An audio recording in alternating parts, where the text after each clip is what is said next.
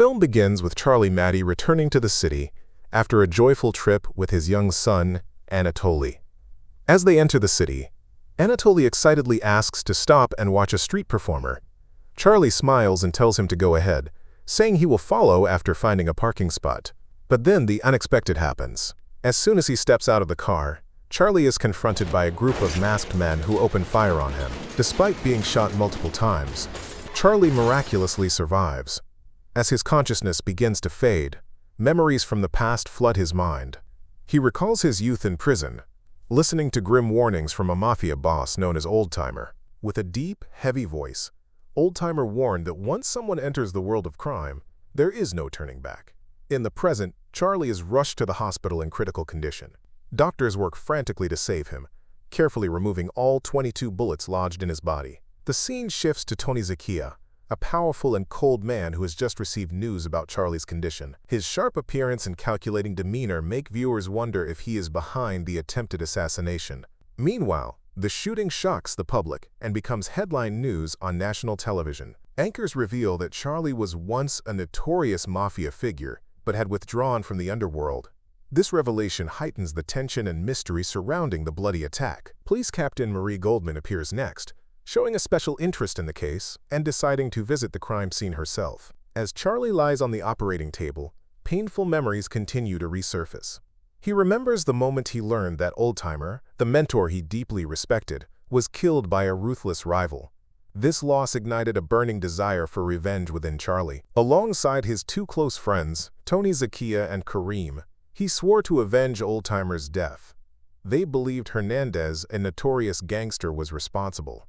Driven by anger, the young men vowed to remain united like brothers. Determined, they successfully took revenge on Hernandez. This marked the beginning of their dangerous journey into the mafia world. Back in the present, Captain Marie faces pressure from her superiors. They advise her to close the case, arguing that Charlie is just a former mafia member and that gangland killings are not the police's concern. But Marie refuses to back down. With unwavering determination, she continues her investigation, hoping to find the killer. She visits Charlie in the hospital after his difficult surgery. Despite her attempts to question him, Charlie remains silent, creating a heavy and mysterious atmosphere. Marie leaves the room frustrated just as Charlie's lawyer, Martin, arrives with two of Charlie's close friends, Kareem and Pat. That night, after putting her son to bed, Marie is startled by an unexpected phone call.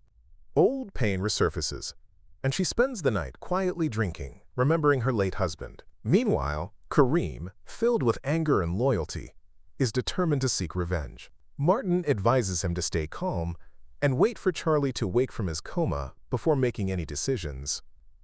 Before leaving, Kareem instructs Martin to take care of Charlie and never leave him alone. At the hospital, a man disguised as medical staff sneaks in and approaches Charlie's room. Without hesitation, he draws his gun, pushes the door open, and fires multiple shots. Gunfire echoes through the hospital. A body is found, but it is not Charlie. Thanks to her vigilance, Captain Marie had moved Charlie to another room before the attack. She immediately tightens security and assigns a team to monitor the hospital, ensuring Charlie's safety. While observing, Marie sees Tony Zakiya enter the hospital to visit Charlie, raising further suspicions. During his visit, Tony breathes a sigh of relief knowing Charlie is still alive. Before leaving, he leaves a congratulatory card with a subtle warning. Surveillance cameras capture everything, and police observe from an ambulance outside. Soon after, Kareem and Martin visit Charlie and decide to take him out of the hospital. Marie follows them, determined to track their movements.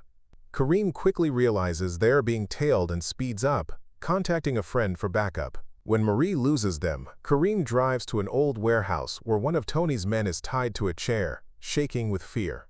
Charlie, calm but cold, reassures him that nothing will happen if he tells the truth. Terrified, the man confesses he was not involved in the shooting, but reveals a shocking truth. Tony Zakiya, Charlie's former best friend, ordered him to follow and target Charlie.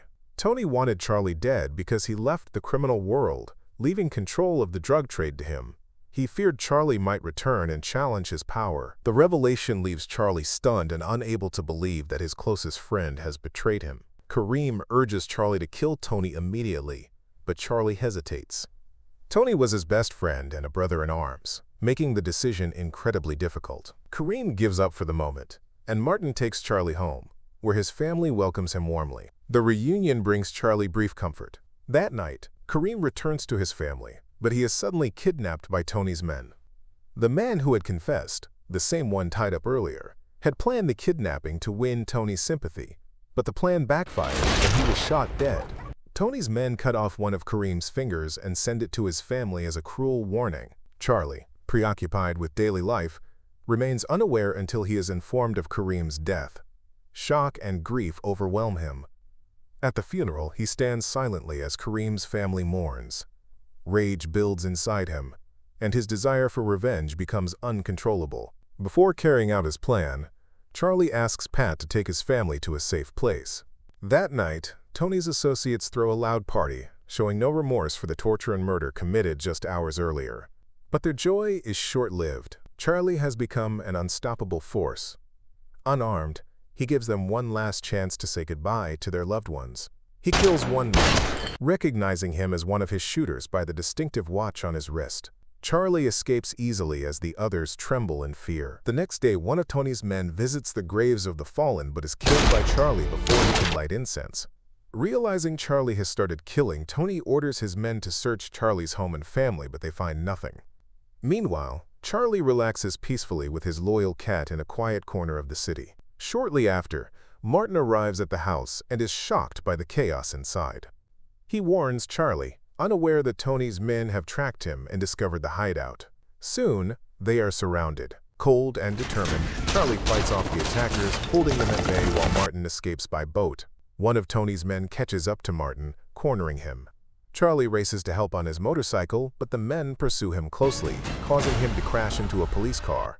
He is arrested and reunited with Captain Marie Goldman. That night, Tony celebrates his daughter's wedding, a stark contrast to his brutal crimes. Unaware, Charlie hides nearby and captures one of Tony's men. Before dealing with him, Charlie demands all data on Tony's drug transactions, determined to expose every secret. When Tony hears about this, his rage erupts. He leaves the party and rushes to his drug lab, unable to control his anger. Losing patience, Tony ordered his men to capture Charlie, dead or alive. The next morning, Pat picked up Charlie's children, Anatoly and Eva, from school. Everything seemed normal until a truck suddenly stopped nearby. The men inside grabbed Anatoly and Eva and sped away. By the time Marie arrived, it was already too late. Soon after, the police found Eva and brought her to the station. Covered in injuries, she collapsed and revealed that Anatoly would be killed unless Charlie surrendered. When Captain Marie left the station, Charlie suddenly appeared and got into her car. He asked her to create a fake news report claiming he had been arrested, hoping Tony would stop searching and release his son. Charlie promised to surrender once Anatoly was safe, and Marie agreed. When Tony heard the false news, he flew into a rage and immediately sent a henchman to kill Anatoly. Unbeknownst to him, Charlie quietly followed the henchman on his motorcycle to the location where his son was being held. Inside the house, another one of Tony's men was guarding Anatoly. After receiving the order to kill the boy, he panicked and instead hurriedly released him. Outside, Charlie became entangled in a barbed wire fence while trying to get in. When the thug dragged Anatoly out and shoved him into a car trunk, Charlie broke free, lunged forward, beat the man brutally, and rescued his son. When Charlie returned home, he told his wife they no longer needed to hide, as he had eliminated all of Tony's men. The next day, Charlie appeared unexpectedly while Tony was relaxing.